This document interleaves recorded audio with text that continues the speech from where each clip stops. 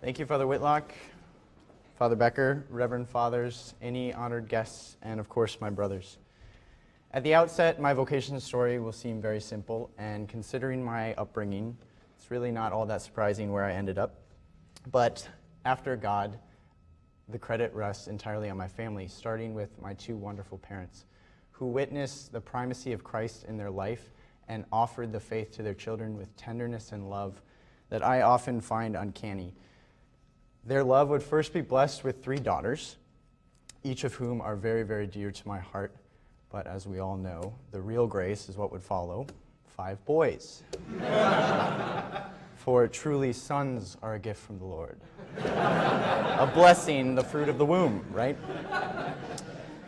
Now, growing up in a family so large, there was always someone to do something with, someone to heckle, or in the case of my older sister who's now a Franciscan, someone to drag you to adoration every day and show you what following the Lord's will for your life really looked like. And I can honestly say that the people that I grew up with, the people that I encountered in my youth, are the people who have very concretely molded me and shaped me into who I am today. And while in some ways we are products of our limited experiences, I can say with gratitude and confidence that thanks to my family, my experience of holy priesthood is anything but limited. The main reason for this is that daily sacraments were simply an expectation in the Tibbetts household. And this area of my upbringing has convinced me of one truth, that it is a mother's duty to embarrass her children. Because no matter how late we were to Mass, and not if we were late, how late, we would be marched up like bashful ducklings into the front row of even the most crowded churches. Since, as we know, all good Catholic parishes fill back to front anyway, right? But besides this quirky insistence of my parents, I think that perhaps the greatest decision they ever made was to bring a priest into our house every single month for dinner. And so growing up, I was able to encounter some of the greatest priests in my diocese in the comfort of my own dining room, which was incredible. Just to name a few, Father J.P. Morgan, who was the first to teach me how to altar serve. I mean, his name alone just makes him sound like a total stud. He's just a legend of a priest in our diocese whose love, extreme love for Christ, is only ever rivaled by his loyalty to the Chicago Cubs and the Fighting Irish. He would even have us slap the "Let's play like a champion today" sign as we went into daily Mass, because it was hanging above the sacristy. Father Sean Haggerty, who many of you know, who raps with the best of them, right, taught my brothers how to birdie a par 5 every Tuesday afternoon and drove us around town in his slick red IROC Z Chevrolet Camaro.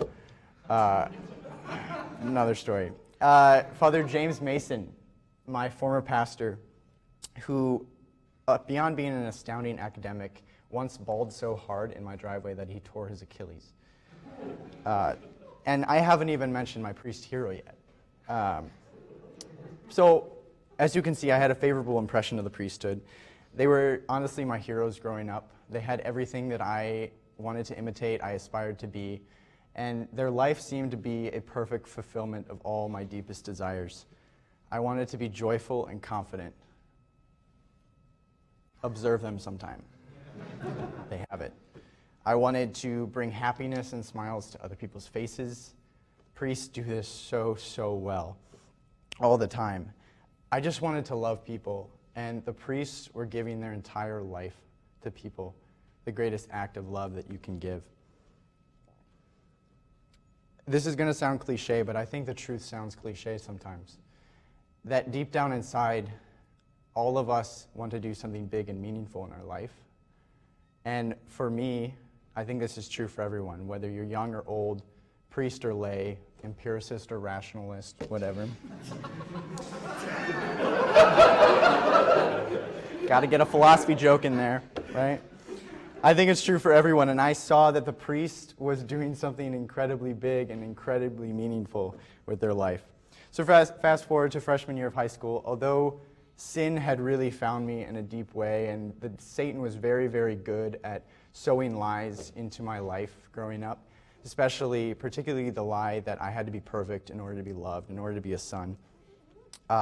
Since I knew Father Haggerty so well, I was able to come to a Vianney visit a year early, so as a freshman. And so there I was, 14-year-old, 5'0" Chris, terrified out of his wits as each successive game of dodgeball ended with me as the last one standing because I was hugging the back wall. And I could do nothing but watch as 10 college giants took a step forward and simultaneously pelted me with leather cannonballs. Needless to say, this left an impact on me. Because I carried my experience of SJV with me all throughout high school, and I'll never forget it.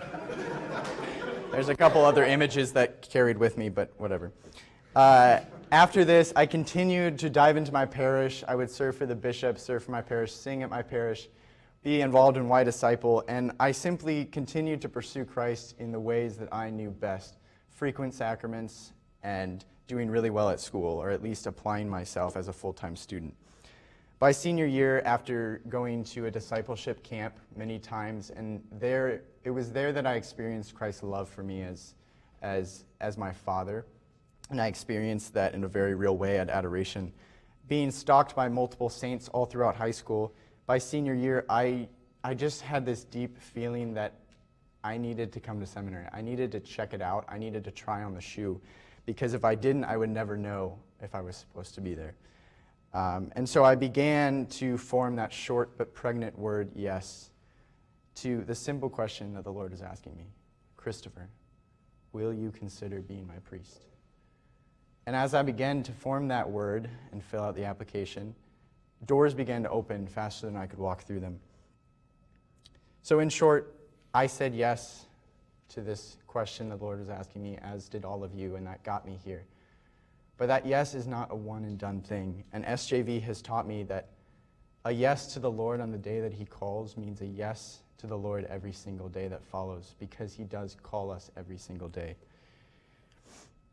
And SJV, to be honest, has been a real place of death for me, but a death to the things that no longer lay claim to a place in my heart, because the Lord has continued to open me and fill me with more of him, such that there's no room for anything but.